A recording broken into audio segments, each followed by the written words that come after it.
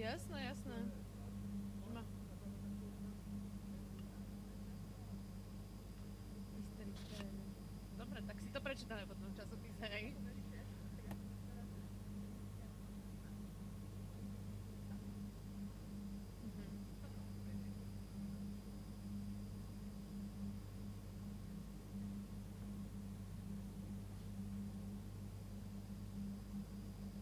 Svete je teda, hej? Čiže sme to teraz pustili a... Ja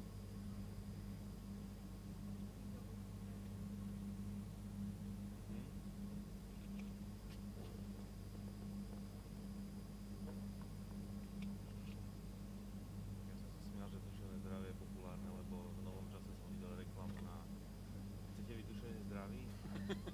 Muži? Nejaké doplnky na prostatu a keď prostata, tak potom vlastne to je predchádzanie depresí a potom...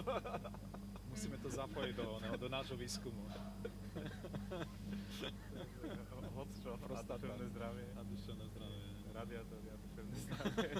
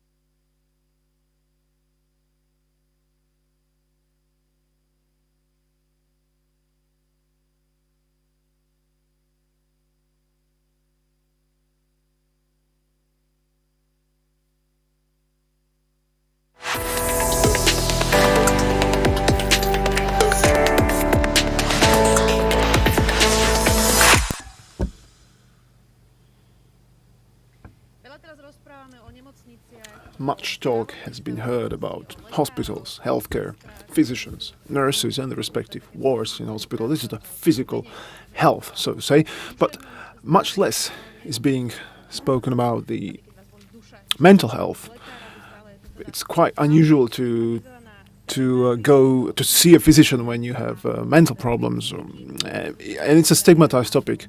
But your mental health has direct influence on your productivity at work. So a number of companies start to take care of the mental health of their employees. It turns out that the investment into mental health is saving money for the companies and the government and the state. That's why American Chamber of Commerce in Slovakia decided to dedicate this webinar to the topic of how much actually does depression cost your companies.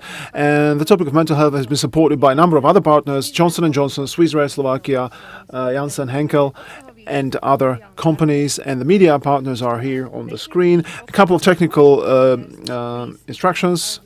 English-speaking guests, if you wish to listen to discussion in English, click on the translation of the live stream, and you can naturally join us as well with the questions.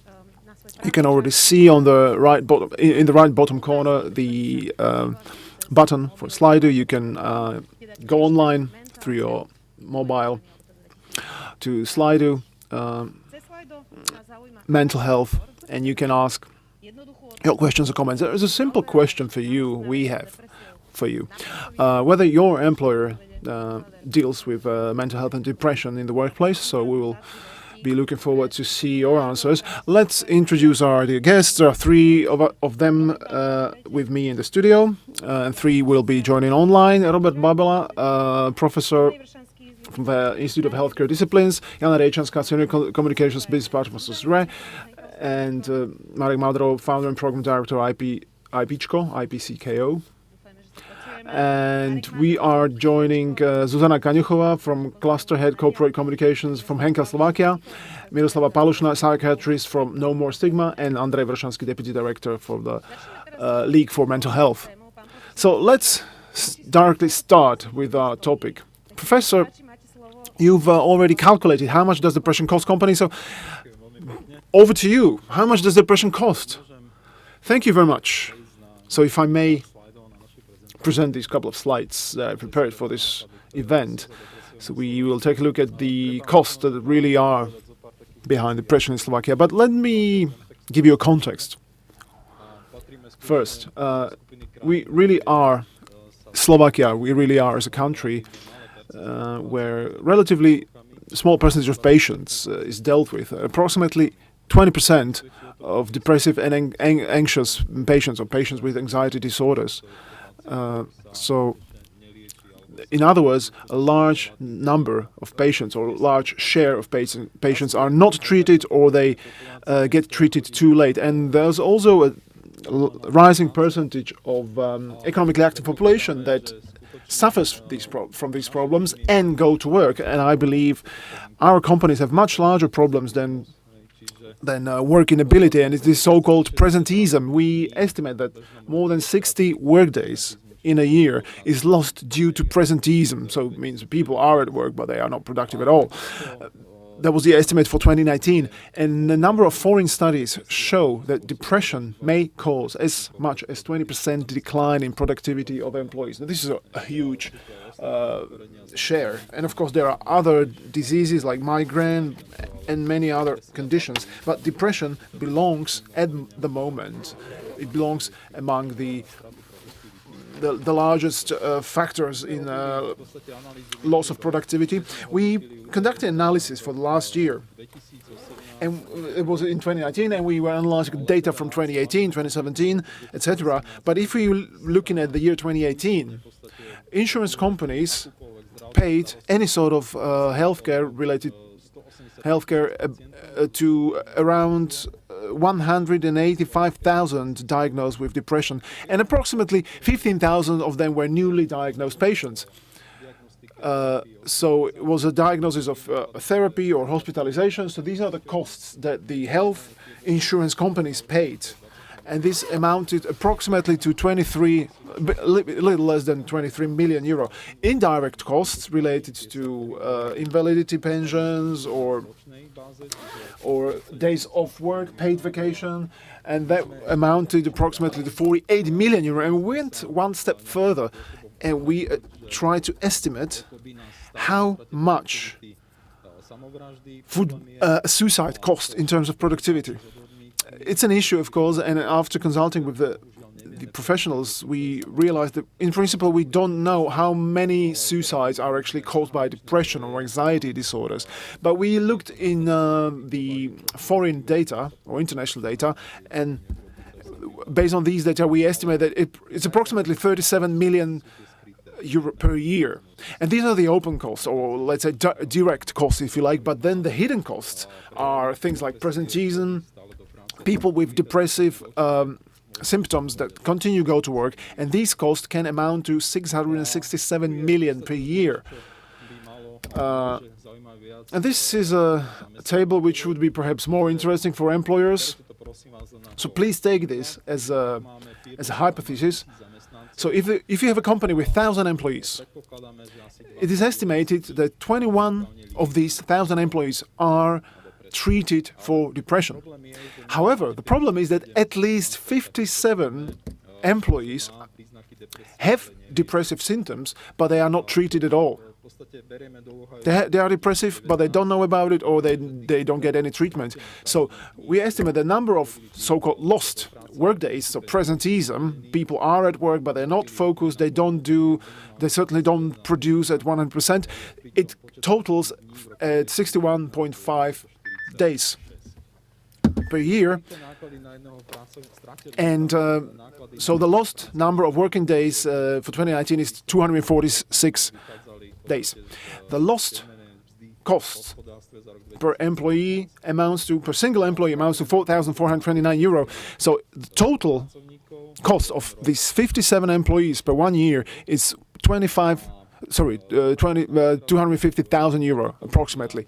And the foreign literature says that these people look for assistance of specialists after approximately 1.7 years. So these costs that I've just calculated could reach 430,000 euro for this single company. But I decided to take a more realistic perspective. I found information on Finstat, which is a website, Slovak website, and there are 160 companies that have 1,000 and more employees. So we have 160 companies that employ more than 1,000 employees. Only one. So we weighted we calculated the weighted average. So the average number of employees is 2,900 employees among those 160 companies. So the hidden costs per one company is around 735,000 euro per single company, and total cost could be around 1.2 million euro for one company of this type. So one company out of these 160 companies could be losing up to 1.2 million euro per year because of presenteeism, because people are depressive, they go to work but they don't have help or assistance, they're not treated. So this is just that's research, and this is really research based on a model company. I do realize that, of course, but of course these figures can be somehow adjusted to any company in Slovakia with specific data. So if someone has a small company with, let's say, 400 or 500 employees, it still can be applied to this company. Yes. These figures are quite hard to believe. These are really high figures, large figures. Why do you think that employers still don't realize this, that not only from a human perspective that these people need help, but also from the financial perspective, this really costs money? Oh, that's a good question, of course. I don't know if I have a precise answer to your question.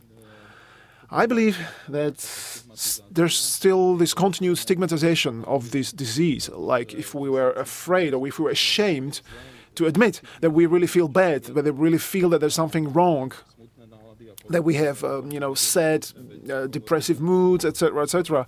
But I'm sure that we have experts in psychology and psychiatrics who will be able to answer in depth. And it seems that we still kind of rely on someone's going to help us.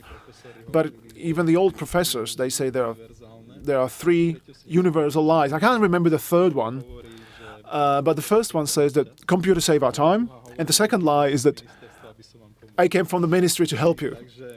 That's a joke, yeah, of course. So, no, the point is that waiting is certainly not a solution. I mean, if you know, and now we have specific data here, if we know that these people are really here and they need our help, and on the other hand, if we help these people within the framework of companies and organizations, this can help hugely, not only to the people, but also to the companies. So this really is something we need to do. This is something we need to do about it. Something that we need to do about. Henkel Slovakia, I've heard that you do care and address the topic of mental health of your employees. Ms. Kaňuchová, how do you came up to this? The interpreters apologize, we don't have signal of Mrs. Kaňuchová. Nejakej proaktívnej komunikácie, tak nám doniesla aj smrť zamestnanca, ktorá nebola síce spojená s pandémiou, ale bola to vec, ktorú sme museli začať riešiť. Sorry, no signal. My sme si vtedy povedali a sadli sme si spolu ako vedenie firmy. Now we have it. We thought, like, what we are actually doing about this topic of mental health, how we take care of the mental health of our employees, how our programs working, how we take advantage of them. We realized that our employees have the possibility of anonymous hotline, not only for themselves, but also for their loved ones. And besides that, we thought, well, okay, let's be honest, because this was the only case we had. But maybe we have much more colleagues like that who have unanswered questions, maybe they're afraid to speak up. And we wanted to be the first ones to open this topic, to put it on the table and offer partnership and offer helping hands so that the people shouldn't be afraid of speaking up, so that they can label the problems they have, that they're dealing with, to talk about the topics, so that they have the possibility to ask anonymously. So we decided to approach a number of partners. We found the organization called No More Stigma, and we found a person and an organization who could really cover exactly what we needed. So use human language to explain what was the problem. And we even started a continued event of 5 weeks, which was named Days of Mental Health. And first we decided to answer questions: how I know that I'm mentally healthy or not, what is depression, how to deal with the relationship with your partner, how to deal with the relationship with your children. And we ended with the seminar about the burnout syndrome, which you may disagree, you may agree, but we believe that this burnout syndrome closely relates to mental health. And people were asking so many questions, not only about the suicidal tendencies, because that was a topic which made us launch this effort, and they could answer, that they could talk to psychiatrists and psychology, and it was very interesting to see how these two specialists look at these problems that we wanted to analyze. It was a live discussion, and our colleagues could ask questions anonymously and live, and it was at the same time it was recorded, so it's still available for any other of our colleagues who couldn't take part because of their busyness, and we even translated this into English, so it's available to our English-speaking colleagues, and it's on the internal website on our internet. And it was one of the best things, I believe, that we did for our colleagues in this, pandemics era. I believe a number of companies also do trainings about time management and issues related to mental health and soft skills. Was this difficult to find an organization to deals with it and that doesn't only deal with these, soft skill stuff that are more, catchy and sexy, that purely job-related things, managerial skills? That's a good question. Yeah, we are a business, obviously, and we have a long-term partner now in terms of a partner who who is expert in mental health and partner who runs these employee assistance programs. And we discovered this commercial sector, and our partner said, okay, if you want this and this, you have to pay this and this. And they could organize workshops for 12 people. But, we are an employer with 2,000 staff. We have 2,000 employees, and these, small workshops don't really make sense. And we thought that this partner didn't really understand our needs. We needed to have a discussion that could be a platform for anyone of these 2,000 employees who wanted to ask a question or listen about to get some information. So we reached out to non-profit sector, and we thought, what about these, large festivals? Do these have these partners who answer these psychiatrist questions? I mean, if I see a psychiatrist, will this be in my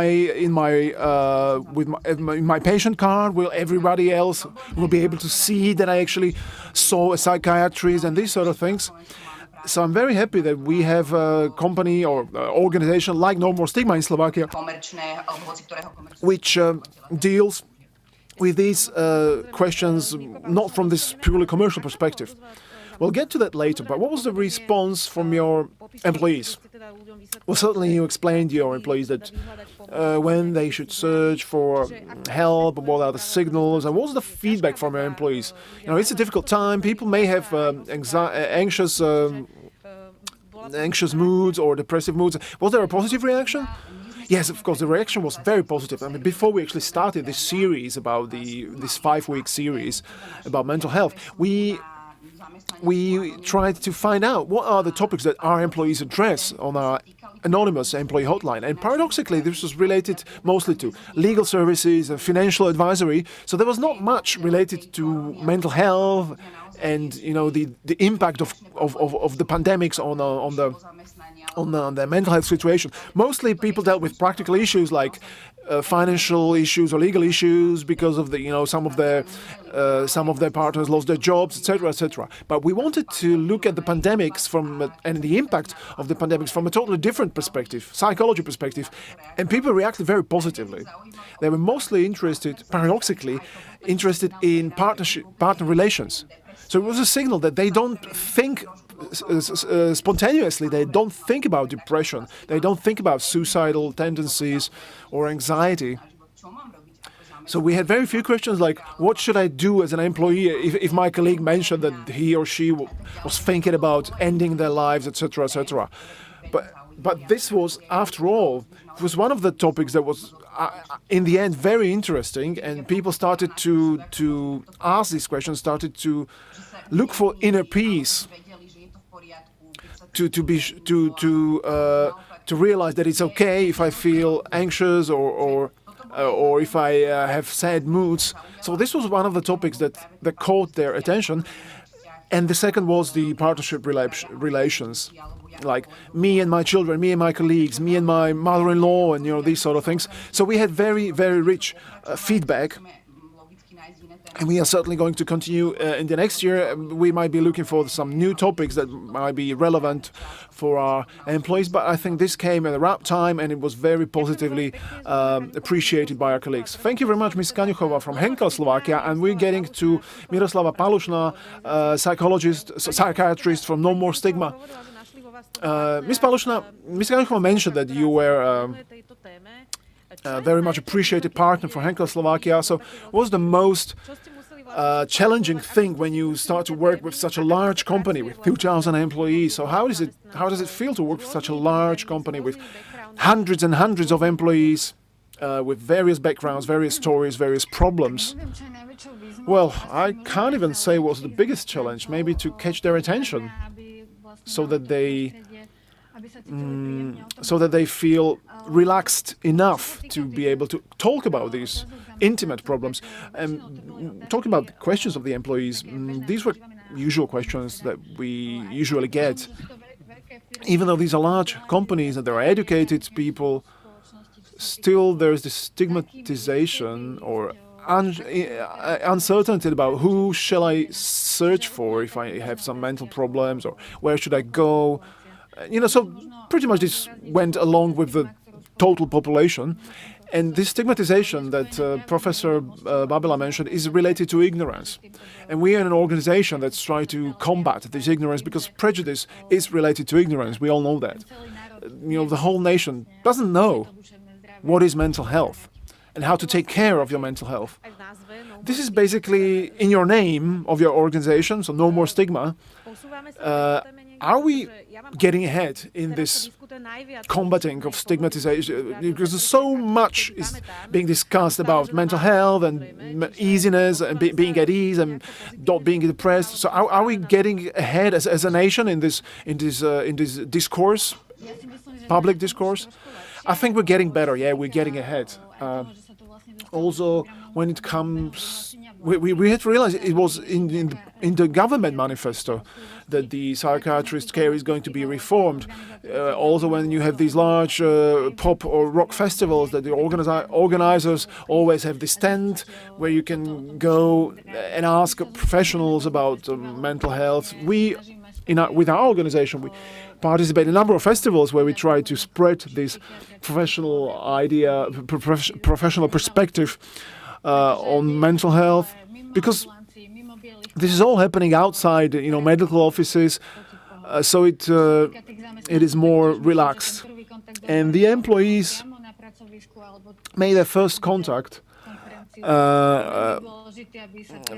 with the professionals, maybe not personally, but also through video conference or through anonymous chat. I think it's very important. It's easier.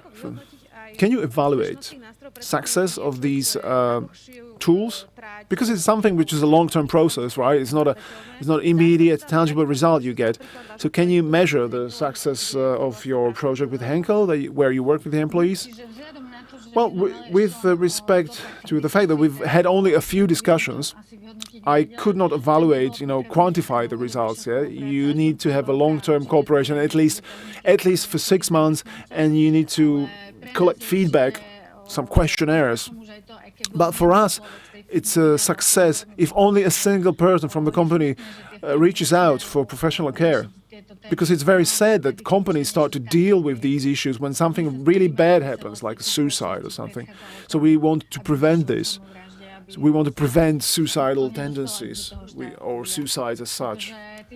Because these people, as Professor mentioned, these people are often untreated. They don't realize they need treatment.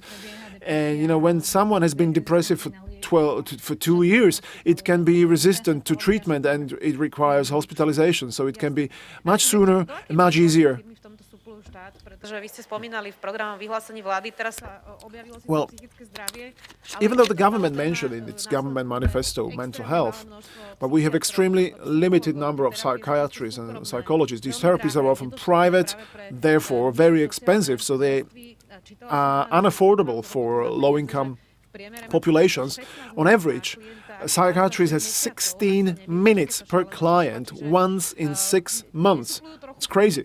So don't companies seem to be substituting the role of the state or the state healthcare? Well, unfortunately, some companies are trying to do that because the government or the state as such wasn't really interested very much. And also when it comes to media campaigns or when it comes to opening of new medical offices, because psychologists and psychiatrists are here, but it's a problem to establish a contract with a health insurance company. So the result is that most people need to pay out of pocket. It's a topic to discuss. It's very complicated. Psychiatrists need to go to the ministry and literally beg the officials so that something is changed in these relations with the health insurance companies. Thank you very much. Ms. Riečanská from Swiss Re Management AG. Ms. Riečanská, we've been hearing quite a lot of things that the companies are starting to substitute the role of the state in mental health. What are your findings about depression in the workplace, and why did your company decide to deal with this? Well, first of all, I believe the role of the company is not to substitute the state or the state healthcare or not to diagnose its employees. The role of companies and organizations is to create a safe environment where discussing mental health is not an issue, and where it's not stigmatized. That is the role of the company, and this is exactly what we're trying to create. Physical health and mental health go hand in hand. It's a parity of esteem in English. So we have this sort of balance that we want to introduce. And for Swiss Re, the question of mental health is not a question of pandemics only. I mean, naturally, this is it's a more intensively discussed thing, but it's a long-term interest of ours, and it's a part of something we call, personal resilience section, if you like, or area of personal resilience. I have a question. Sorry for interrupting you. When we were getting ready for this discussion, you said something very interesting, which is perhaps easier to implement in small companies, and that is that your manager notices that something is wrong. I mean, when it's really serious, if it's a small team, I mean, people have to notice that something's going wrong. If it's a larger company, it's perhaps more difficult. The large companies are more anonymous. Not every colleague knows everybody else. So you have tools that enable the employees to notice that something is going wrong. Yes, there are three pillars, right? So first thing is management. Management says that this is not a stigmatizing thing. Secondly, that we have middle management that knows how to estimate. We have tools to differentiate whether this employee is okay or is not okay, so that this person can navigate their employee. And thirdly, our employees have access to activities, seminars and webinars which cover a number of topics related to mental health. Perhaps the most recent thing is this hotline. A number of companies have this 24/7 hotline offering psychological consultation, and when the psychologist evaluates that there's some personal intervention necessary, we can do that. Number of people, I think, increased by 300% during pandemics. That's a crazy number. Well, yeah, 300%, yes. Aren't people afraid to call that perhaps someone will find out in the company? Do they really trust the company? They don't have this problem? No, they don't. Our colleagues in Zurich, in Switzerland, made a survey, and they found out that 88% of employees have no problem to talk about mental health with their colleague. We have a program which is called Pathways, and this creates under this program we have so-called buddies, so colleagues, friends with whom you can talk about these things. And you have an employee, and he or she says, "I don't know, I can't manage stress. I'm a mother with children after parental leave, and I don't know how to cope with stress." And she can reach out for this buddy, and this buddy can be even from London or Berlin. She doesn't have to be working in her office, and they can talk about it, and this buddy can help her. So if there is a more serious thing, do you have any steps, any processes, how to deal with these, to whom to turn to? Well, this is a question of giving the employee or showing the employee that we are here for him or her, and that we can help him or her. We have psychologists who offer 1-hour consultancies. And, this employee is a master of his or her life. They can decide. We certainly cannot tell him or her, you need to do this. But we can provide them, we can offer them a tool or instrument to get ahead. We cannot substitute proper healthcare, but we can give them instruments or tools to be able to reach out for help. And that's very important. And mainly to create a safe space that they can talk about their mental health with their managers, with their colleagues. This is the things that just are priceless. This sense of liberty, sense of freedom of talking about their problems. That's very important. And one more thing. We have a concept which is called all-the-way work. Every single employee can arrange their working time as they see fit. And this is another instrument that helps them to find balance, this balance between work-life balance, basically. And this is just another instrument that sort of nicely complements the whole mental health sphere. It's very nice. I really like the safe space of of possibility of talking about your mental health problems. You mentioned this increase 300%. So does it mean that the problems got deeper and that many people are anxious? People are locked up in their homes. They are afraid of their physical health. But does it have an impact on mental health? Well, we don't. This hotline is anonymous, so we don't look. We don't do any surveys. We don't draw any conclusions about their questions because this is anonymous hotline and it's gonna remain anonymous. So we don't know. And of course, in pandemics we're all together, but we all together in our own specific way. There are people who have families with small children, families with grown children, people who live alone. So it's very different. But we look for some overlapping topics, the most covered topics, if you like, and to find situations that can only happen to me, but also can happen to other people. Is it something that you can quantify? Professor Babel was quantifying. Did you ever think about this problem financially? Well, at the moment, this is not a topic for us. I mean, it is something that the corporate culture, the corporate philosophy deals with this as a matter of course for many years. Professor, you wanted to say something? Yeah, I wanted to react. Just like we've heard that companies shouldn't substitute these state healthcare activities, because the government should do that, or the state healthcare system should do that. But indirect costs were larger by 2/3 compared to direct costs. So the government really should care about supporting these activities everywhere this company wants to get active, because at the end of the day, this will save huge money for the government, for the country. And we're talking about 50-60 million euro per year, and this money can be saved and can be used somewhere else for oncology or, well, wherever. I mean, we certainly are talking about amount which is not negligible. Thinking about our healthcare budget, which is always limited. So yes, Mr. Vršanský, League for Mental Health. Greetings to you. Mr. Vršanský, what do you think companies should do? Companies like Swiss Re and Healthcare are maybe dealing with these things, but there are many other companies that perhaps are not so active. It's a wide topic. We're talking about depression, but there's a wide range of other mental health issues. So where companies should start?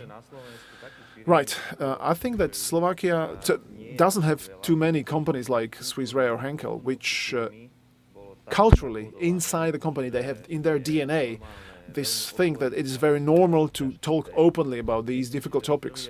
I believe that a majority of Slovak companies still continue stigmatizing this. We've been talking about stigma before the discussion. We even made a survey on a representative sample of how many people in Slovakia believe these myths of mental health. When I say myth, let's say that a person who has a mental disorder can't graduate university, and that's a myth. And 80 to 90% of people don't know that this is a myth, that this is nonsense, that people can graduate university even though they have a mental disorder. And there's one more barrier, except this ignorance. And perhaps you've overcome this barrier in your organizations because you've been dealing with this for many years, because this is no simple process and not a short process. But if a company organizes this sort of hotline or some other instrument, people usually don't believe that there's this anonymity. So it's not enough to send email, dear employees, this is the hotline. There's a number of activities that must come with it, that must accompany it. We believe in our League for Mental Health that, and we deal with prevention and outreach. This is our opinion, that companies should represent these islands of positive deviations and create environments where this stigma is not a decisive factor in relation to mental health. This open environment where I can openly say, okay, I have this problem, I have a broken hand, or I have a broken soul, and talk about this openly. This creates the regime that we want to spread across the whole society. So that we're not when we are forcing people, you have to use this hotline because it's good. No, you need to give the chance to people to overcome these barriers, to eliminate this stigma, so that they can decide on their own what sort of help they reach out for. And yeah, of course, if the company offers a specific help or assistance, it's great, and this is where it should end. But often we are approached by companies. We're also cooperate with similar companies which have, let's say, more open culture. And this problem is that many times these companies believe that, okay, let's do this hotline so that they can call. But this hotline will not work if you don't internally destigmatize the environment and change the environment so that it really is open, so that it's really normal and okay to talk about these problems, including middle management. If an employee turns to their manager like, I'm burned out, I don't know, I have this or that problem, so that the mini managers can actually talk about these topics, which are very intimate as such, and they don't even have to call this hotline. Isn't it important to be able to define whether it's just sadness and when this sadness actually is not sadness, but it's a depression? Because personally speaking, when I was 20, I had anxiety disorders, and it was even physical. I had a breakup with my partner, and at that time, I thought this was normal, what people experience. Now, being older, I know that I would search for help, and I wouldn't be suffering these months and months where I had panic attacks and anxiety attacks. I didn't know that at that time. Now I know. So isn't it important to know when I should search for assistance and when it's a normal experiencing of sadness, and to differentiate between standard sadness and depression? Well, that's a very good question. I mean, how can you achieve that knowledge? A company needs to clearly communicate that this is an important topic and provide the employees quality information on a regular basis. So every month there should be some information provided to employees that people can rely on. And this is why we decided to establish this coalition, it started the Coalition for Companies for Mental Health. And the point is to provide quality, regular, professional information, just like this discussion. So not these, workshops that look like secondary school projects. I mean, it's good. I mean, these companies, they have good intention, but you have Zoom, seminar or webinar. You can have good content, but people will not end up watching it because they feel stigmatized or they're bored. Yes, this is the basics to do this on a regular basis. And naturally, I know this costs money. Producing quality formats and providing quality information is not 500 euro, it's not 1,000 euro, it's much more. And that's why it's very important to realize that a single company, if they do it for themselves, they're not able to do that because these costs are absurd almost. So we thought that companies, they can share this topic, which is not a competitive thing, because if you have this event and you have 20 employees from one company or 50 employees from another company or 300 employees from 3 different companies, it's not a competitive thing. I mean, you can share the cost. It's not a problem. And it fulfills the objective. So let's share the cost so that all our employees can receive these so that we can destigmatize the environment in all our organizations. And if you have more and more of these islands of positive deviation organized by companies or other organizations, this could lead to a momentum so that this could spread across the whole society. Talking about questions, we still have slido.com available. I can see that there are some questions. You can ask them under hashtag Mental Health 2020. So do companies want to join the coalition? Is it something they want to invest in? Because as we heard, these are hidden costs. It's not something that is tangibly on your account immediately. So what's your experience? The experience is good. Last week we had this initial event with this topic where companies that we've been cooperating for several years they are actively involved already, and the feedback is very, very positive. Because this topic is, it's abstract, it's intangible. we deal with this every day in our League for Mental Health. But when we talk about mental health, everybody understands the topic in our organization. But how to grasp the topic in a structured manner at a higher level? What exactly should we do? Where should we start? These are very simple questions, but it's not so easy to answer. I think the idea of joining forces so that we can achieve something in our organizations, this is working. So I'm really excited about how this is going to develop in the future. But so far, I believe these companies are happy with it. And you mentioned the government and the state healthcare system. I believe that companies should inspire the state healthcare system. Well, the government is the largest employer, right? Yeah, I mean, imagine the schools are employers, municipal offices are employers, and there's thousands and thousands, I think it's 600,000 state employees or government employees, and this is a huge figure. Huge numbers of people employed in state organizations. And of course, yes, we have reform of mental health, but so far we don't know anything, but we appreciate that the government started to talk about this. We'll be very eager to see about the details. Well, we all know that government manifestos contain a number of things, but not all of them materialize. Let me switch to Marek Maderov from IPčko. Marek, you have online chat hotline. We usually talk about young people who turn to you, but today it's about employers and employees and their mental health. Do you have experience in IPčko with this? Yes, we cooperate with a number of companies, just like Andrej Vršanský from the League for Mental Health mentioned.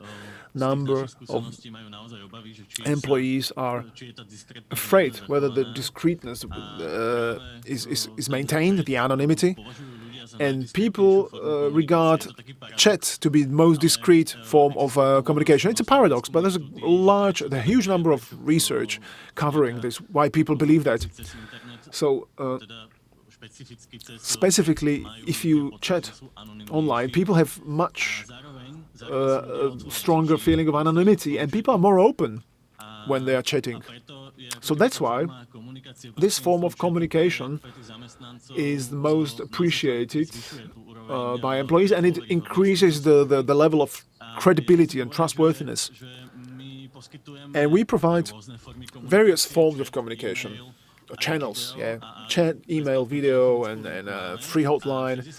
And 60% of all these contacts are made over the chat. And it's not only young people. Not only young people. Marek, many people from the older generation, our parents, our grandparents, they complain that when we were young, we didn't have time for these stupidities, and it's modern to have depression or anxiety. What would you tell them? That's a funny question. The issue is that depression is not, as a disease. It's not a lifestyle. It's not subject to fashion trends. Quite the other way around. It's about the times we live in. Everybody needs to perform, but we not always can manage psychologically to be performers all the time. So that's why it's important to build your resilience, your psychological, mental resilience. And that's the challenge of the current era. Of course, we've always had to perform, even in all the times 20, 30 years ago, but now it's more specific, because the era brought with it the fact that these masks we need to wear are very different. Even husbands and wives, based on our experience in their family environments, they need to perform.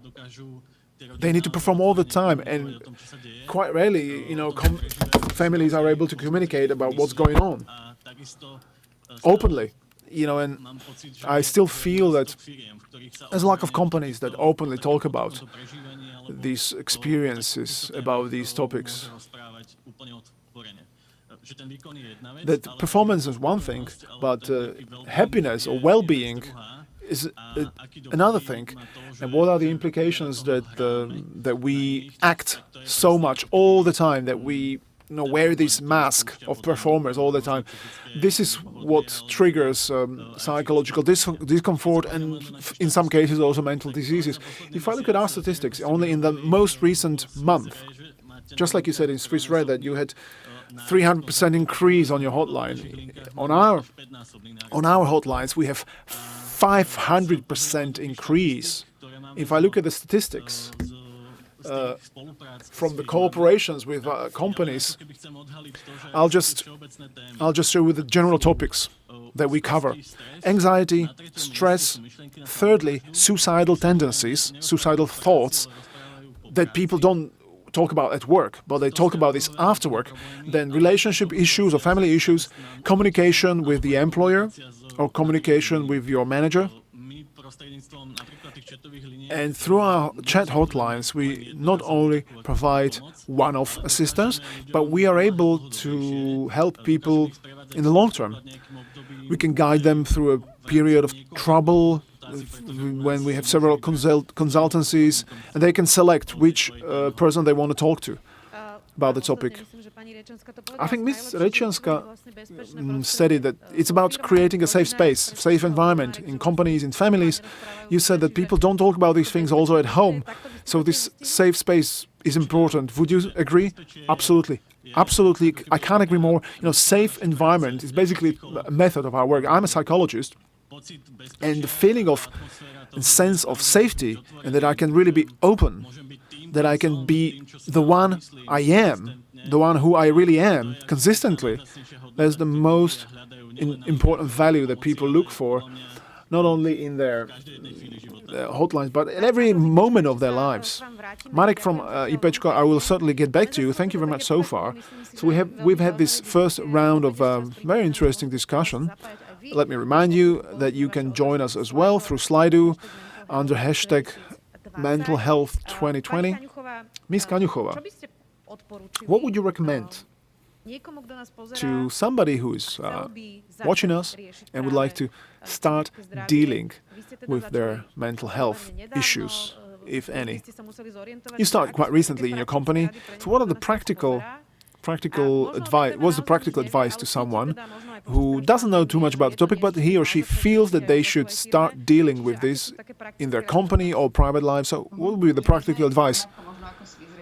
Well, just like Swissre, we in Henkel, we have this long-term program providing care to employees or providing assistance. And of course, it doesn't happen overnight. So if we talk about a company, what we would advise to a company, well, we mapped the existing programs, we've mapped the middle management and their activities, what a team leader can do and cannot do, what to do when an employee is showing these symptoms and who should be dealing with these symptoms. And we've analyzed this, and we found out that we have quite solid basics, but we still were missing this platform. How not to bore these people and not to force these people, because online trainings that you can click through, and there's so many of them in every company, and people don't really like that anymore. It's not attractive. So we wanted to introduce a new format. So first advice, do an audit where you are, what you've been doing so far. Don't expect that people know about these things. We've always, in our communication, we've always thought that it's good to start from scratch, because we have turnover, every year you got a certain percentage of employees who leave and a certain percentage who comes. So we look at it as a topic that we are going to communicate from the very beginning. Even though that we do have certain climate, certain system in this communication to this topic, we thought, okay, let's label the essential questions: how to contact a professional, what are the hotlines, how to contact a professional, so that we don't pretend that we as corporation we're going to save your mental health, because it's not possible. It's not our role. Quite the other way around. We wanted to contact the sectors to network, so that we can show our employees where they can find help. So this is again opening yourself to other companies or other sectors, other organizations, non-profit organizations, to show employees what is being done in Slovakia, whether they have some other possibilities, also show them the possibilities in state healthcare. So that's why we decided to do this experimental live format, which worked very well after all. So once again, map, audit, experiment, don't be afraid to be open, don't be afraid to tell your partners, just like we had partnership with No More Stigma, don't be afraid to establish a long-term cooperation. We cooperate with CSAME, who offer themselves to connect this world, the corporate world, with the non-profit world. And we were very open to cooperations across the whole field. So the pandemics, even though it isolates us, on the other hand, it does connect us at a certain level. Even though we may be competitors or we may be doing business in different sectors, opening in this thing, an experiment, and not be afraid, it in a way brings us together. So if we did something, we want to find out what formats, what topics, whether this will work in the future, whether people preferred anonymous questions or prefer being open or being live, or rather, presentation and they can ask a question afterwards, etc., etc. These were the things that we monitored. Whether this path that we decided to take, whether it's really working and whether it's convenient for our people. And again, this wasn't a one-off effort, but we wanted to do this long-term. We started in spring and it took until September. And of course, the curve of activity fell through the summer because of holidays and a number of other things. So we loaded it on our internal hard disk, so people can find this information at any time, even now, and we can recycle the topic. So it's important that the employee, so the employer can have access to these things all the time, and we can remind them, okay, we were discussing these things a couple months ago. Maybe it's relevant for you now, but at the same time, not be repetitive. So you need to be able to be interesting for those who haven't heard about it, and still attract those who are newcomers and who perhaps don't know about this, who are not aware of this thing. So you have to combine these approaches.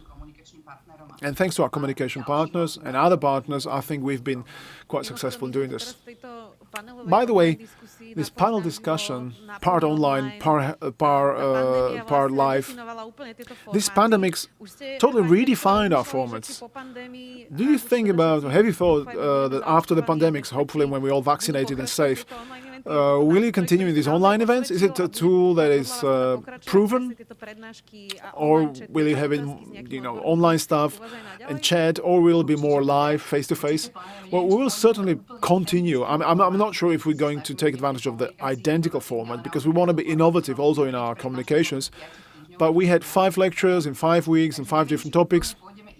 I'm not sure if we're going to do this identically. But we certainly want to continue. We want to work with our managers, because this all was triggered by a suicide of our employee. And we thought about how managers can deal with this, how even the managers are psychologically at ease or not. And we also wanted to give them a helping hand and open the topic.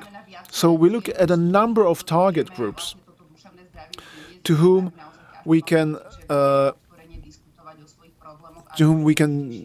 enable, discuss about their mental problems, so they can really get assistance and we can deal with all the questions they may have. So we certainly want to continue. We will be working on this, and I'm really happy that organization like No More Stigma is active in Slovakia, because besides Slovakia, I'm in charge of Czech Republic and Hungary for Henkel, and looking at the regions for which I'm responsible. Hungarians, for example, were really surprised because they don't really have this sort of non-profit sector. I mean, they don't have organizations dealing with these things in their non-profit sector, and they very much appreciated it. And in the Czech Republic, we thought that this could be a useful format, whether, Slovak language would be a barrier or not. So we can actually spread across the border, which is really important for us, and it's also saves money. as a corporation, if you have international branches, you can share this. And of course, if it's not just the Czech and Slovak language, which are very similar, you can translate it into English, so you can spread the material to Hungary, for example. Thank you very much, Ms. Rečanská. Before we start talking to our specialists, there's a question for you. You're a company that has educated employees. Many of them are university graduates, urban employees, so to say.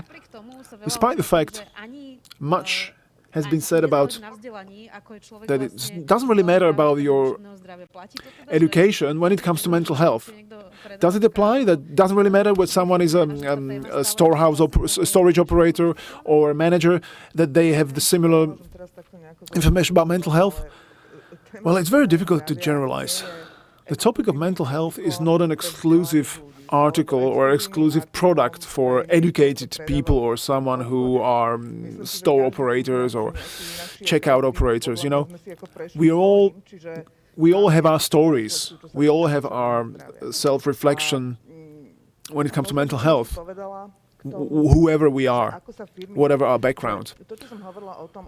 And the thing that I said about the safe space, safe environment, now we can see the shift in the thing called leadership.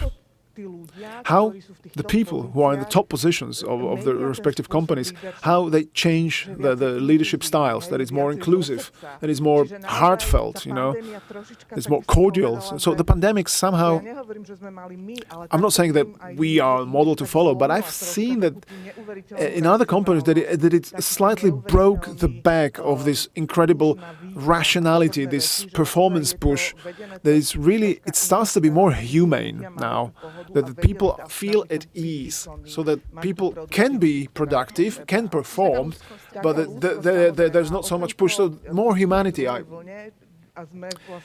think. And we are in the second wave now, and this second wave is really tiresome. And naturally that we are fatigued, and this has impact on our performance, and it's about being able to prioritize.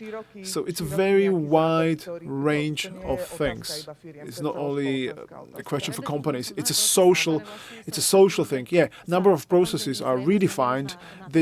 And they're likely to be changed for good after the pandemic. So, what do you think are the most useful tools? You've gone through some road. You've done some steps. So what do you think are the best things? Well, what worked for us the best? Well, start at least. You need to start and to embrace the topic. It's an issue that every single person deals with. You need to have a system or a network within this organization about how this raising of awareness of mental health is taking place, to create the sense of security and safety, and offer the respective tools, just like Ms. Kaňuchová mentioned, that they start from scratch again. And in a way, so do we, but we also have some extensions that people can look for, or they are directed to look for these extensions. So it's a complex thing. It's, but you need to start. You need to start and then add more and more modules and extensions, of course, in cooperation with experts. Ms. Kaňuchová mentioned all these trainings like health and occupational safety. You just click through. It's extremely boring. It's just a formality. Doesn't give you anything. So not only formulaic approach. Yes, naturally. Of course, we are at the declarative level. It must have real content, relevant content. What really worked for us is something that I think in Henkel they do it as well. It's a series of short videos. They're not interactive, but it's a series of short videos that cover topics like number of us at home, what to do with our partner, what to do with my kids. I feel anxious. What sort of relaxation techniques I can apply? The whole sort of wholesome well-being approach. We do this in English and Slovak. And we do this every week, I think for 11 weeks, and it's really good. Isn't this an endless topic? Exactly. I mean, it's mental health will never stop in time. When the pandemic is over, the mental health issues never stop, So there's no getting from point A to point B. It just brings new and new topics on the table, new perspectives. Professor, I have a thing to ask you. All the companies that are doing this or plan doing this, think about cooperation with the academia. There's a great number of clever people that can measure these activities and continually assess or evaluate your activities. Something which is extremely important that they can publish. Because if this is published and the good relationship, so a good experience and good practice will be spread across society, increases the likelihood that other companies will do this that don't know about it so far. And it can be used as an evidence for the regulator, the state, the government, that this really works because you had foreign experts working on that, this was published abroad, and this was published here. It will create the evidence. So it's a plea. Join the academia. This is actually also the result of pandemics, that the academic sector was more involved in social topics. So great things about the pandemics that we found today. Right? Yeah, because we keep talking about the negative things, depression and the heaviness. So let's gradually start dealing with the questions on Slido under hashtag Mental Health 2020. Bronya is asking, hi, how can I become a member of the Coalition of Companies for Mental Health? It's very simple. On our website, duševnezdrave.sk, if you click on the project, the first project in the row is Coalition for Mental Health. You will find all the information. Just complete the form or just drop me an email. What does it cost a company? What are the conditions to be eligible? Well, League for Mental Health is not a standard commercial provider, just like No More Stigma or IPEčko. They are not a standard commercial supplier.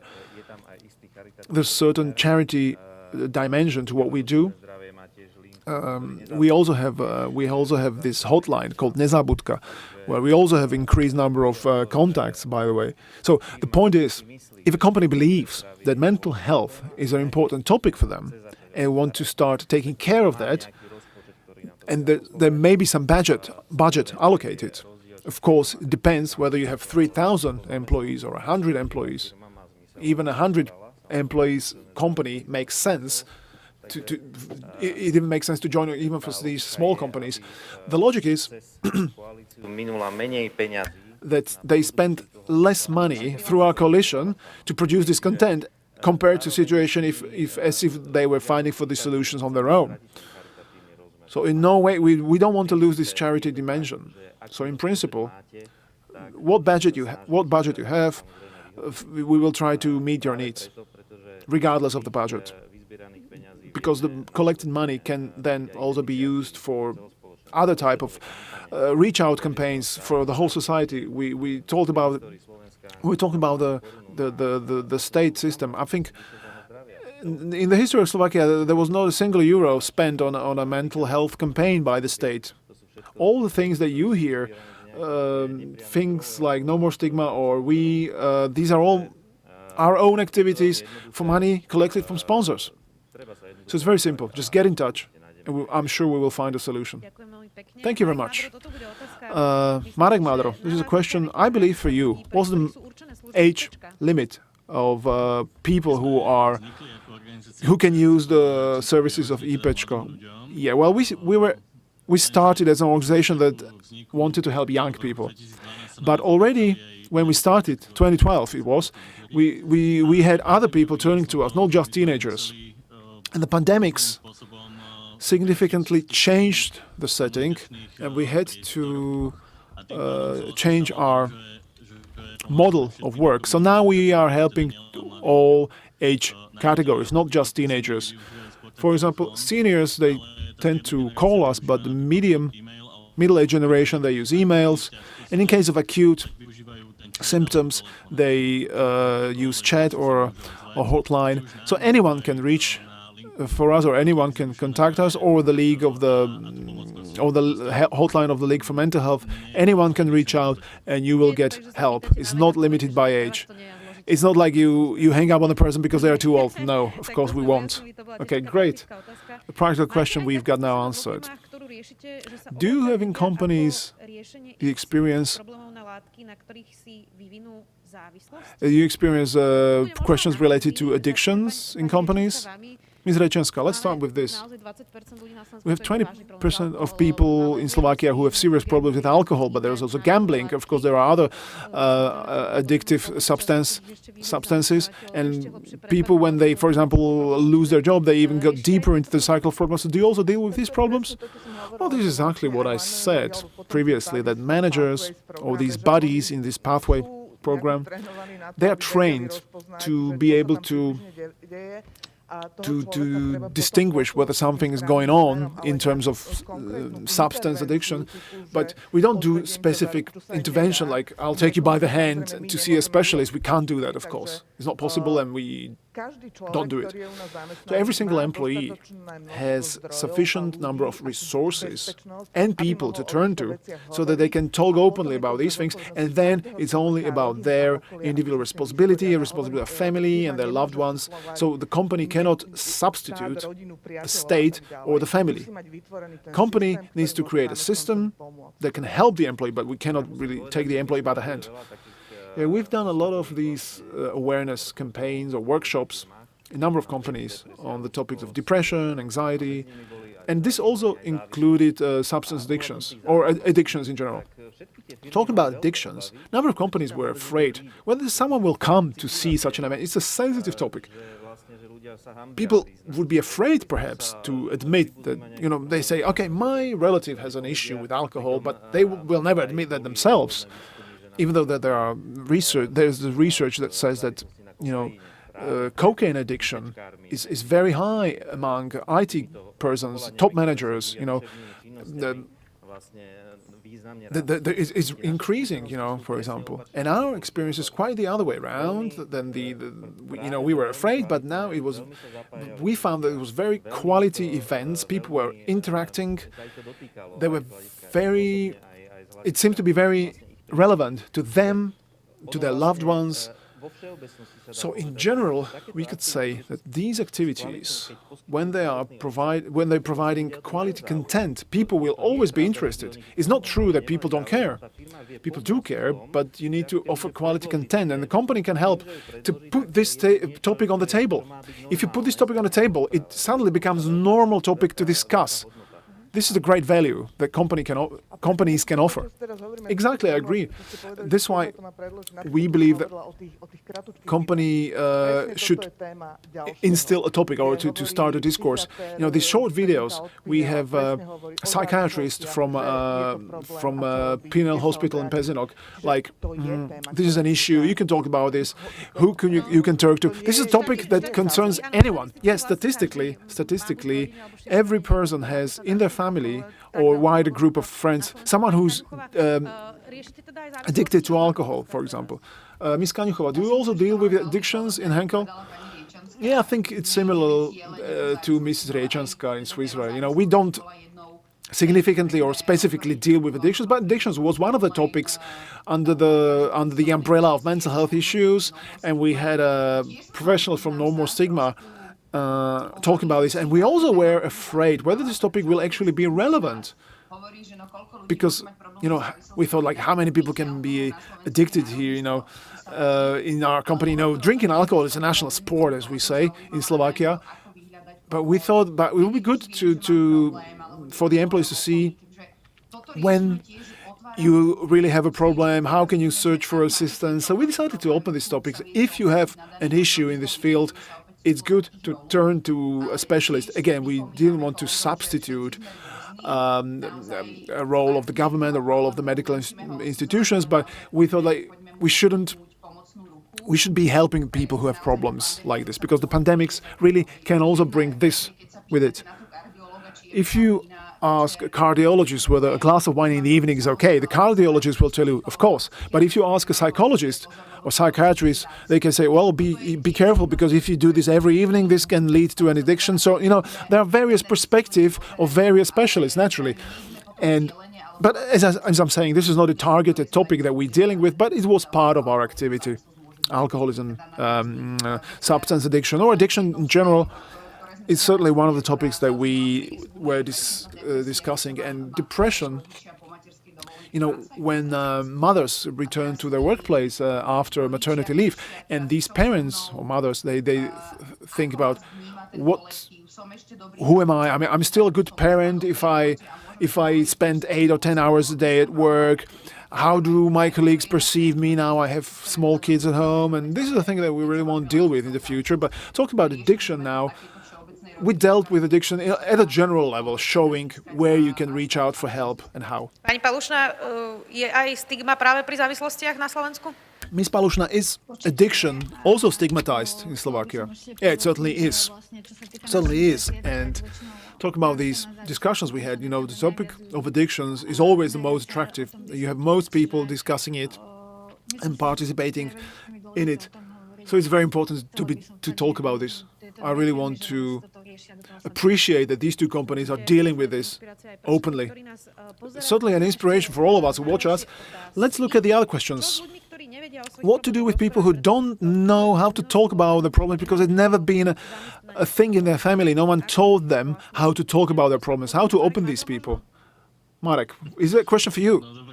Well, okay, I'll try. It's an essential rule that as soon as this question or the idea is in your head that, okay, maybe I have a problem,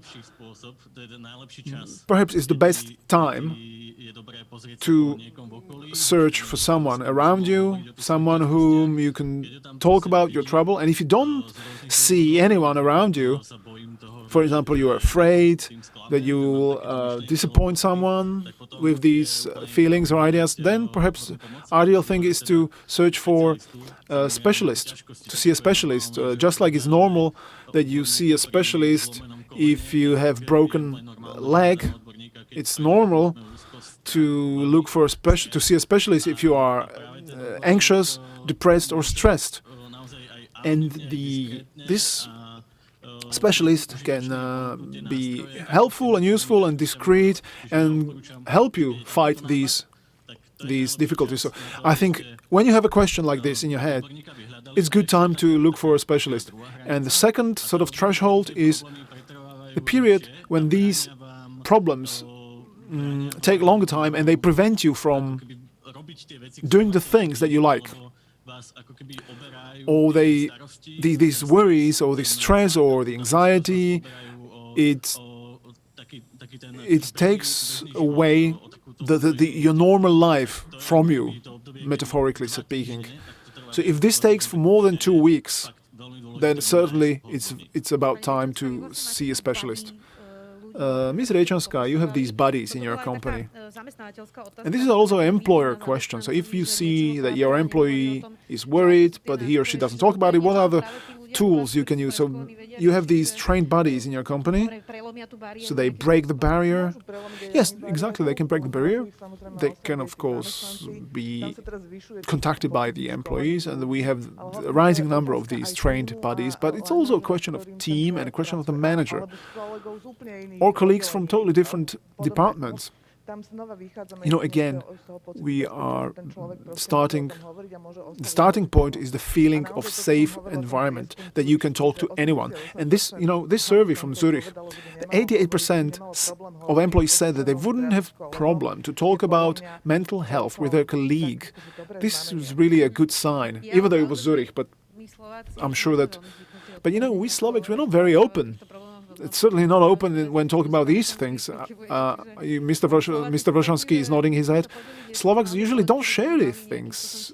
So shouldn't we also discuss this, that we are just not taught in our families to talk about these things Yeah, I say that this 88% you mentioned, it sounds like a different universe in Slovakia. It's incredible. I mean, congratulations, don't get me wrong, but I need to say that we must not generalize this, must not apply this to Slovakia. We are encountering this every single day, and all other colleagues from other organizations. People are much more closed.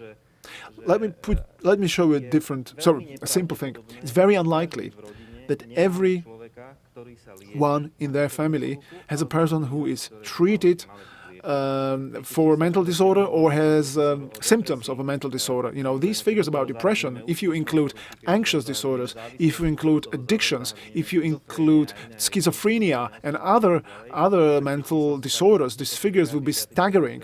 You would have perhaps 1 in 5 person who should have some sort of intervention. It's 1 million of people in Slovakia who should be treated, or who should be subject to some sort of intervention, and most of them don't. So, if you look at our family, let's not be general, in our family, if there's something like that, how to deal with that? Well, naturally, what you do is that you neglect the problem. Oh, don't worry, this will over. Just go, do some jogging, read a book. Yeah, this will be over. So it's neglecting the problem. And the second thing is, we are the wise guys, the wisecrackers, and the other one is the poor one, and we give the good advice, so to say. Unprofessional, maybe professional, maybe unprofessional, doesn't matter. I mean, it's good advice, because I understand what you don't understand. You know, this is exactly what you mentioned in this environment, that if in my family there is an open environment, or in the circle of my friends, if you have this open, safe environment, you can talk about things that are incredibly intimate. Because, to make this clear, if a person is depressed and they are so depressed, that they are so burned out that they have trouble to get up from bed in the morning, these are the things that are very difficult to talk about. The fact that you are able to say about these things to someone else, it's a huge thing. And if you give this person this so-called good advice, or you just neglect it, or you didn't diminish the problem, you are destroying the safe environment, you know, because you need to let this person decide about this. I mean, you should be reaching out with a helping hand. This is what is worth doing. This is the safe space. And this is our recommendation for not only companies, but also for families. Otherwise, shared burden is a health burden, so it's easier to carry when you share it, right? So, but I also have another question. Isn't it that people shouldn't see a psychologist only when they have serious problems, but it can help you to deal with some sort of crisis that you've had for a longer time, and to prevent, you know, serious mental disorders? Because so far we've been discussing about intervention when you have a serious problem. But isn't it good to, you know, when you have a more difficult period, maybe to reach out for help and talk about someone who can help me resolve the problems? Well, it certainly makes sense, because we're talking about the costs of non-treatment costs. This is the topic, right? But naturally, this is related at the 0 point, but no one says that below the 0 point, you can go to minus or you can go to plus. So development of your own personality certainly makes sense. And this prevention, then, you can even calculate it, you can quantify it. There are a number of international studies that €1 invested into small children's mental health, we're talking about kindergartens and first graders, is returned 9 times. And €1 invested into prevention of adults is returned 5 times. So the sooner you start to deal with the problem preventively, and it's a question of your self-development, the better. Because when you feel that, okay, something's wrong, and you talk to someone who should help me, certainly this will be a boost in your personal life. So that's the return on investment. So you save budget, you save your own health, you save your own family's funds, not financial funds, of course, and your employer's funds. And it brings totally a new volume of opportunities. This is the issue of the social-wide issue of mental health. It's everywhere. And how to grasp on it so that not only the companies, but also the government and the families perceive this development of mental health as a way of developing the whole company, developing the whole society. By the way, 50% of all problems, mental health problems, and in adult age have roots in childhood. Not to be talking about the impact that the professor mentioned. So we can prolong the life of these people, not talking about the finance. There's a practical question. Isn't it a problem that families are dysfunctional and people expect the companies or teachers that they will substitute these dysfunctional families and parents? Ms. Rejčanská, do you think that employees expect you to do that? To substitute their families? Well, people are different. People have different expectations, different backgrounds. Let's generalize like that. No, we talk about adult. We are adults talking to adults. So there are certain borders where a company can and cannot go. There are limits. Naturally, in a workplace, you spend an incredible number of time, sometimes even more than at home. Maybe now you spend more time at home than in the workplace, but naturally, there are friendships, there are relations in general. You live in the workplace also. And the way how you set up your expectations towards the company and the company towards the employee, this can be communicated clearly and framed. But you need to listen to your employees, how they are advancing, what are their requirements or demands. Labor market is developing, the expectations between employees and employers are changing and developing. It's dynamic, but expectations are very different. Well, we talk about benefits that our parents never even thought about. Ms. Kaňuchová, do you have the same experience that the needs of your employees are changing in time, they're developing? There was a reproach in the company that families are dysfunctional and companies are supposed to substitute them. But really, I mean, if you spend 10 hours or 12 hours at work, naturally you want to feel comfortably there. Yes, of course. I mean, Ms. Rejčanská said people are different, they have different needs. So even, however generalizing this sounds, I agree, and we automatically get some feedback from our employees. So if we have a stimulus that we should be dealing with this, we should be addressing this topic, we'll never leave it on the email, but we discuss about it openly. But as an employer, yes, we cannot substitute the role of the family. But we are there for the employees. Their needs have changed because of the pandemics. Many times we call on the people to guard their work-life balance so they don't only work, so that they turn off the computer for a couple of hours a day. You know, we had a sports week we did online, but not like playing online games, naturally, as you may think. But we gave our employees half day off work, and we told them to go offline. I mean, certainly you have some people who have 24 hours, duties, but we told most of the employees, turn off your computers, be with your families, go out and do sports, but send us one photo or one video of how you spent your afternoon, and we don't want to see you behind computer. That's what we told them. So now we have this sports committee, employee sports committee, where people during lunchtime they start doing yoga, and they are calling out to their colleagues, like, do some stretching, do some yoga during your lunch break or during your work hours, to do some exercise. We appreciate this as an employer, and we really call on people. This is really one of the instruments that you can support work-life balance. A number of managers are afraid that I'm supposed to have meeting at 12 and this guy's going to be doing yoga. Yes, he will be doing yoga because it's a good psychology. It's good for his or her psychology. He will relax or she will relax, and they will be more productive in the afternoon. So it's about the expectations, you know. We as an employer, we have the power to show people that this is okay. Let's be human, let's be empathic, because feeling bad is not okay, and if you feel bad, let's do something about it. Maybe a short plea for help. Hey, what to do if I feel depressed?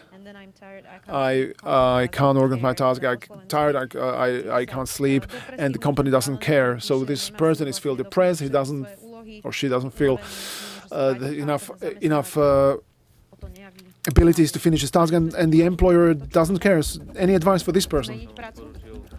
Change job? Well, I would... Okay, let me put it differently.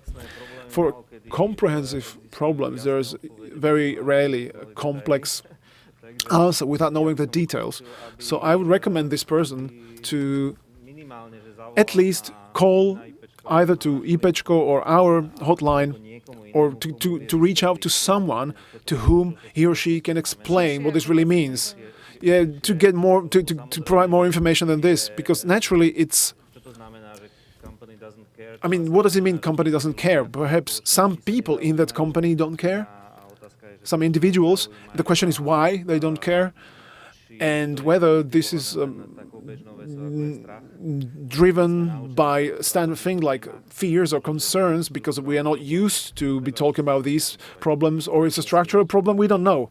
But do you offer these hotlines also in English? I think that's a good question. Well, because can you advise? Yes, I'm sure there are people on our hotline and other hotlines who speak English good enough who can advise. Marek Matra, do you have someone who is a good English speaker on your hotline? Yes, we have several dozen psychologists who are able to provide assistance also in English. We don't want to be totally open about it. Well, I have, but I've said that just now because it's a professional problem, providing assistance in Slovak or English. But nevertheless, I'm happy about this person writing this plea for help.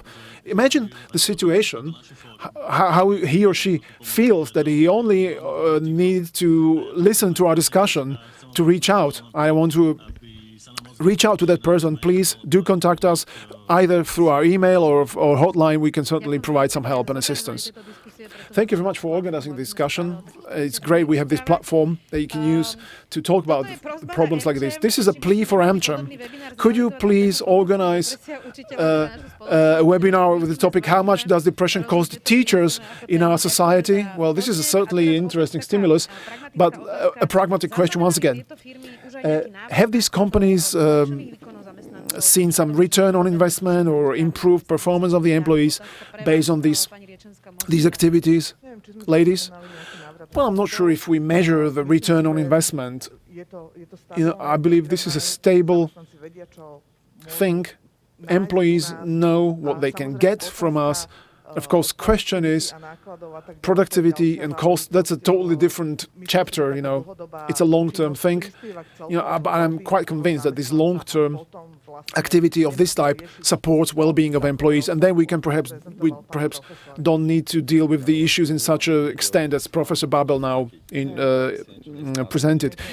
It's not about returning; it's about not losing.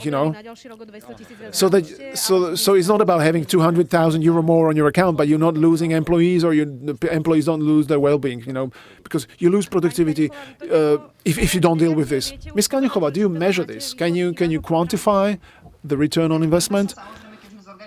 When we organized these days of mental health in Henkel, we looked whether it had any impact on this employee anonymous hotline, and I looked at the statistics, how many people contacted the hotline. That there was in other hotlines there were like 300 increase of callers, but in our hotline we had approximately 12 people per month using this anonymous hotline, assistance hotline, and after the event there was one person less per month. So I'm not sure if this is really specific data, that this is saving our money, but yeah, it's not really a thing to be quantified only. I mean, we look at this from a different perspective, what we can offer our employees and what we can bring to the company for the future.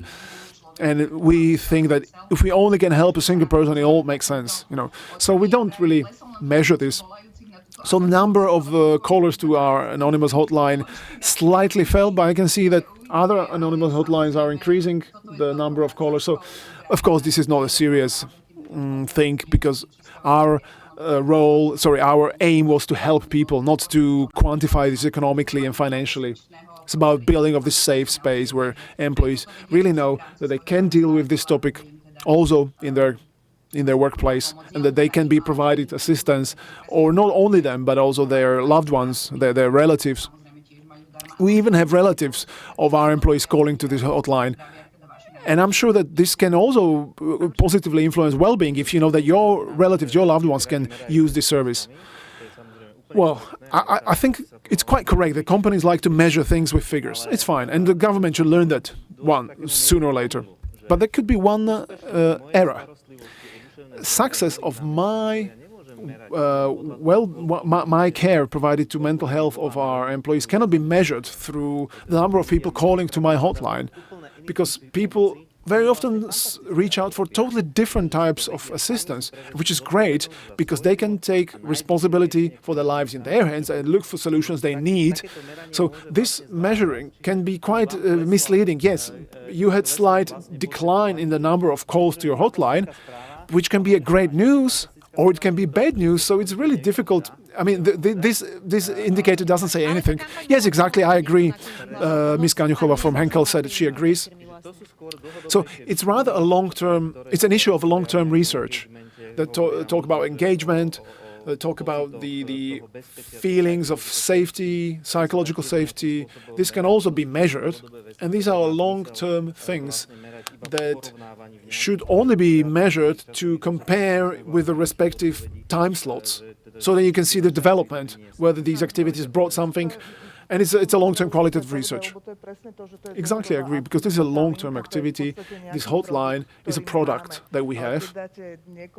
But if you give someone scissors in their hand, first they need to cut, and then maybe they can cut a nice dress after they learn it. So it's about learning, and this hotline is one of the products, one of the tools. This is our definition. Very last question. I think it's a question from Ms. Palušná. Some people have problem and they don't admit they have problem. If a friend of mine tells me he or she has problem and I tell him that he should search for help, they are angry and they are... Yeah, Ms. Palušná answers. Yes, this is the stigma thing. I mean, you shouldn't take over the responsibility that you need to force your friend to search for help. I think the most important thing you can do is to be with him or her, provide them this safe space to talk about it. This is also a possibility. So you shouldn't force them.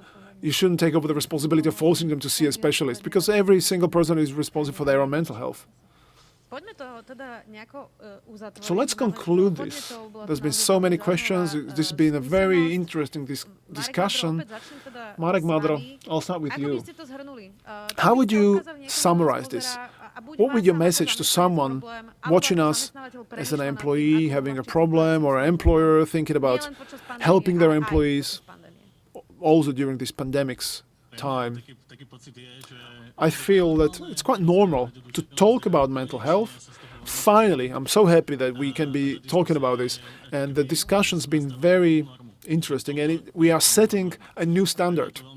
That's very important. Important for the whole society. And I'm happy about this. I'm happy that people will be able to search for help. They will be more and more accessible and affordable. And more companies will be making this available to their employees, because the fact that people spend 1/3 of their lives in their jobs is a very good indicator that this really matters. So if you want to have a successful, satisfied and a performing employee, you must, as a company, you must contribute to this. And you can do something about it as an employer. And that's a great news. Ms. Kaňuchová, the same question for you. Well, I can only agree. You know, we, Henkel Slovakia, we don't care for whom this person works, but how they are satisfied. Because, yeah, today you are here, next year you can be in a totally different company, but it's about your satisfaction and happiness as a human being and how we can contribute to this. So if these people work for us, we want to create an environment and open the topics that perhaps are not addressed in other companies. Maybe we've heard so many times that the government, the state, doesn't really deal with this problem and doesn't provide any assistance. So we look at this from this perspective, to be a partner, not only an employer that expects you to do something, to perform, but also to look for these limits where we can trust each other mutually, we can enrich each other mutually. So even if this employee leaves us, he or she knows, okay, I felt okay in Henkel, there were some nice people there. So we are setting corporate culture for other employers and organizations as well. So we also take over this responsibility on our shoulder too. And how you treat your employees, how what sort of climate you set up, this is what they will expect from other employers. So we are sharing, we are also creating pressure on other employers who perhaps don't care about it, so that we improve the overall labor environment in Slovakia. Ms. Palošná, if you have any conclusions.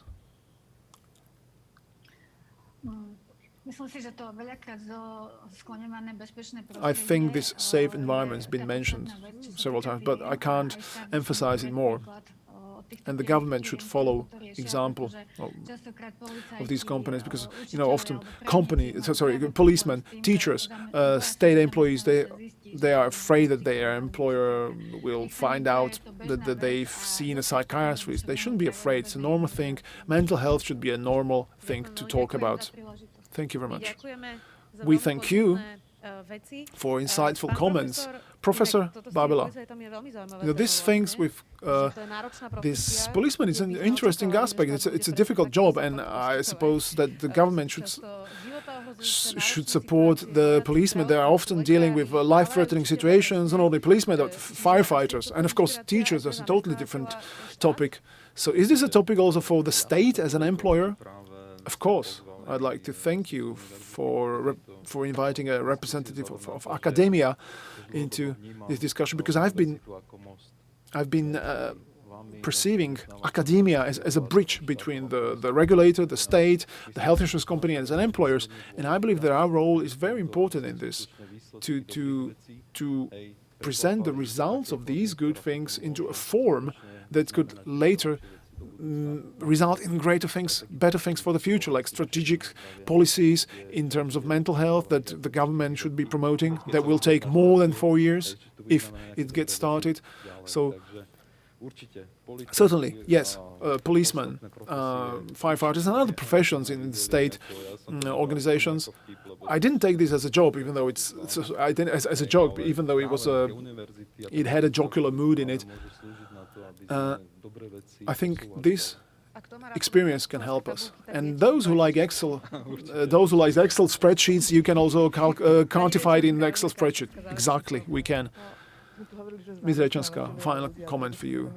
Well, you need to realize that even the employer, the company, are people. And the question of mental health equally concerns top managers and middle managers. So I'm very happy that this topic has been put on table by AmCham, and we should all take care of ourselves and find our own well-being. Mr. Vršanský? I would like to share this positive feeling that companies really can introduce some innovations and to be some sort of role models for the state. They are more effective and efficient. They are always faster. They're always more flexible than the government. And I believe that they can be these islands of positive deviations. And we should be building on this. And what's great about this whole approach, that if you understand, if you experience this personal change, for example, that you can be talking about these things because he or she experiences it in some sort of relation, whether it's an employment relation or a personal relation, it's a process that cannot be returned, because once you experience this, then you treat other people around you. So that's why it's extremely important, not only internally for the companies, better performance, saving money, etc., etc. There's also this social responsibility aspect. And if a sufficient number of companies will join this will be excellent way, the only way to go, to show this to the government. Look at us, this is the way you do it. Great. This was Andrej Vršanský, Deputy Director of the League for Mental Health, Ms. Rečanská from Switzerland, Professor Babila from St. Elizabeth University Bratislava. And we were talking also to Zuzana Kaňochová, Henkel, Slovakia, Marek Madro from IPčko and Miroslava Palušná, psychiatrist from Normal Stigma. Thank you very much for this exciting and insightful discussion. Thanks to American Chamber of Commerce for organizing this discussion, which was supported by Johnson & Johnson, Janssen, Swiss Re Slovakia, Henkel Slovakia, and also our media partners. You can see them on the screen now.